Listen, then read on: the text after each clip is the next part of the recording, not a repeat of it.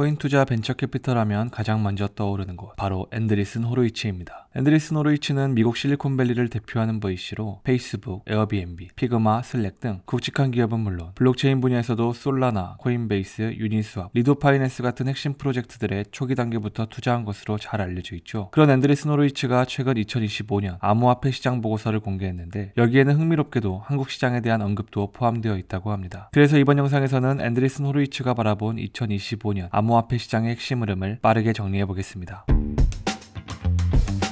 코인판이 드디어 4조 달러를 찍었습니다. 역사상 최대 규모죠. 그리고 휴대폰에 코인 지갑 앱 설치해서 쓰는 사람들, 즉 모바일 코인 지갑 유저 수도 작년보다 20%나 늘어서 최고 기록을 갈아치웠습니다. 진짜 코인 쓰는 사람들은 얼마나 될까요? 단순히 갖고만 있는 게 아니라 디파이 같은 걸로 실제로 온체인 활동을 하는 사람들을 말하는데요. 전 세계적으로 약 4천만에서 7천만 명 수준으로 추정됩니다. 작년보다 1천만 명이나 늘어난 수치죠. 그런데 말입니다. 단순히 코인만 갖고 있고 거래는 잘 안 하는 잠재 유저가 무려 7억 1,600만 명 이나 됩니다. 이 거대한 잠재 고객님들을 실제로 블록체인 생태계로 끌어들이는 게 앞으로 코인 산업이 풀어야 할 최대 숙제인 거죠. 코인 쓰는 방식도 나라마다 극과 극입니다. 아르헨티나, 콜롬비아, 나이지리아 같은 곳에서는 모바일 코인 지갑 사용이 폭발적이죠. 특히 아르헨티나는 3년간 무려 16배나 급증했습니다. 왜냐고요? 물가 상승이 너무 심해서 내 돈 지키려고 코인을 생존 수단으로 쓰는 겁니다. 하지만 우리 한국이나 호주 같은 금융 선진국은 어떨까요? 주로 투자 아니면 투기에 관심이 많죠. 웹 트래픽은 세계 최고 수준이 지만 일상 결제보다는 대박을 노리는 경향이 강한 것 같습니다. 시장이 커지니 당연히 가격도 올랐습니다. 코인판 대장 비트코인이 사상 처음으로 12만 6천 달러를 넘겼습니다. 역시 비트코인이 여전히 시장의 절반 이상을 책임지고 있고요. 한때 급락했던 이더리움이나 솔라나 같은 알트코인들도 2022년 이후의 손실을 어느 정도 회복했습니다. 이제 코인이 그냥 반짝 투기가 아니라 장기적인 자산이나 미래 인프라로 인정받을 수 있을까요? 개발자 생태계도 빠질 수 없습니다. 코인판의 성장은 개발자들이 만들어 나가는 거니까요. 지금 개발은 이더리움, 솔라나, 비트코인 등 여러 곳에서 활발하게 진행 중인데 2025년에 가장 많은 개발자가 선택한 곳은 역시 이더리움과 레이어2 생태계였습니다. 잠깐, 레이어2가 뭔데? 라고 하시는 분들은 제가 이 영상에 정리해드렸으니 참고해주세요. 그리고 솔라나는 최근 2년간 개발자 관심도가 78%나 늘면서 빠르게 성장하고 있죠.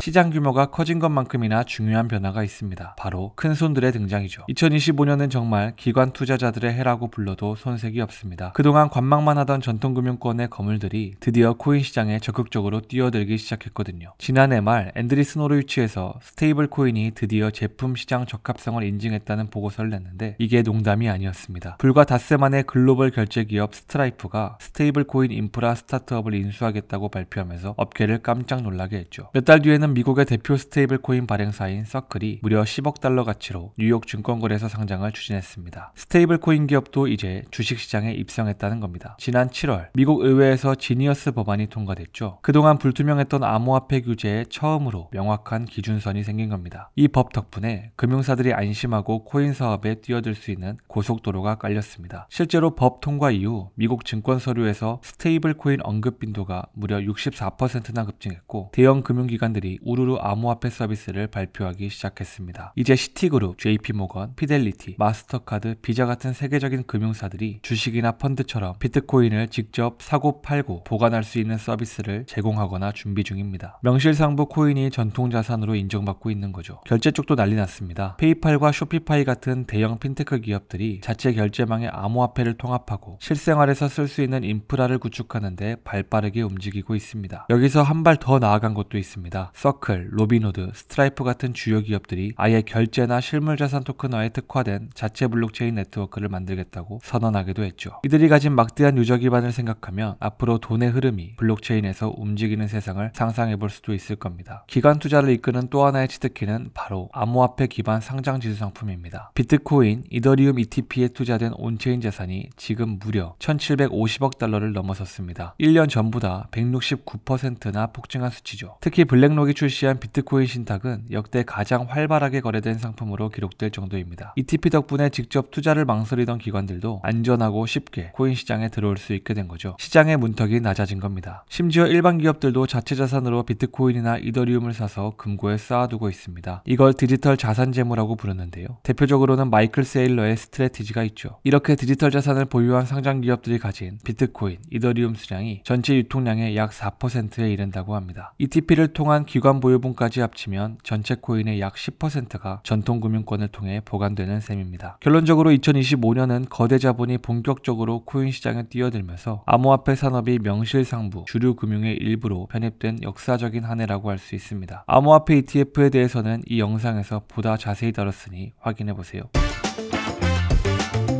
앞서 기관들이 들어오면서 시장이 커졌다고 말씀드렸죠. 이 성숙의 중심에는 바로 스테이블 코인이 있습니다. 옛날에는 스테이블 코인, 그냥 코인 트레이더들이 거래소 사이에서 돈 옮길 때나 쓰는 잔돈 같은 개념이었습니다. 하지만 지금은 다릅니다. 1초도 안 걸리고 수수료는 1센트도 안 되는 돈으로 전 세계 어디든 달러를 보낼 수 있는 혁신 아이템이 됐죠. 2025년 스테이블 코인이 온체인 경제의 심장 역할을 하기 시작했습니다. 스테이블 코인 거래 규모는 그냥 미쳤습니다. 지난 1년 동안 블록체인상에서 처리된 스테이블 코인 총액이 무려 46조 달러입니다. 작년보다 106%나 증가했어요. 이 46조 달러가 얼마나 대단한 금액이냐면 글로벌 결제 네트워크 비자의 연간 처리액의 거의 3배에 달하고 미국 은행 결제망인 ACH의 연간 이체 총액에 맞먹는 수준입니다. 물론 거래 성격이 다르니 단순 비교는 어렵겠죠. 그래서 거래의 중복을 제외한 순수 거래량인 조정 거래량으로 봐도 지난 12개월간 약 9조 달러를 기록했습니다. 전년 대비 87%나 증가한 수치입니다. 이 9조 달러는 페이팔 연간 처리액의 5배 이상이고 비자의 절반이 넘는 엄청난 규모입니다. 그리고 이 성장은 멈추지 않습니다. 2025년 9월 한 달에만 약 1조 2,500억 달러 상당의 스테이블 코인 거래가 이루어지며 사상 최고치를 찍었습니다. 여기서 중요한 포인트, 이 거래 증가는 단순한 코인 투자와는 별개로 발생했다는 겁니다. 즉, 사람들이 스테이블 코인을 다른 코인 살 때 잠깐 쓰는 돈이 아니라 일상 속에서 실제로 돈을 주고받는 용도로 쓰기 시작했다는 뜻입니다. 스테이블 코인이 드디어 코인 영역을 넘어 실생활 금융으로 자리 잡은 거죠. 발행 규모도 최고치를 찍었습니다. 지금 돌아다니는 스테이블 코인 총량이 3천억 달러가 넘습니다. 그중 테더와 USD 코인 2개가 87%를 차지하며 시장을 이끌고 있습니다. 신규 발행사들도 계속 등장하면서 시장 저변을 넓혀나가고 있죠. 스테이블 코인이 이제 거시경제 측면에서도 핵심 플레이어가 됐습니다. 전 세계 미 달러화의 1% 이상이 지금 블록체인 위에서 스테이블 코인 형태로 존재한다고 추정돼요. 스테이블 코인은 주로 미 국채나 법정화폐로 보장을 받잖아요. 그래서 발행사들이 미 국채를 많이 가지고 있는데 그 규모가 무려 1,500억 달러를 넘어서 전 세계 국가들 중 17번째로 많은 미 국채 보유자가 됐습니다. 외부 중앙은행들은 국채를 줄이고 금을 사는 추세지만 스테이블 코인의 99%가 달러에 연동되어 있기 때문에 앞으로 미국 부채에 대한 새로운 수요처가 될 거라는 분석도 나옵니다. 현재 3천억 달러 규모인 스테이블 코인이 2030년에는 10배 이상 성장해서 3조 달러를 넘어설 것으로 전망되고 있습니다. 2025년 암호화폐 업계에서 제일 잘 나가는 앱은 아이러니하게도 달러를 움직이는 기능이라고 말할 수 있을 정도입니다. 스테이블 코인은 저희 채널에서 꾸준히 다뤄왔던 내용인데요. 채널 재생 목록에서 모든 영상을 확인하실 수 있습니다.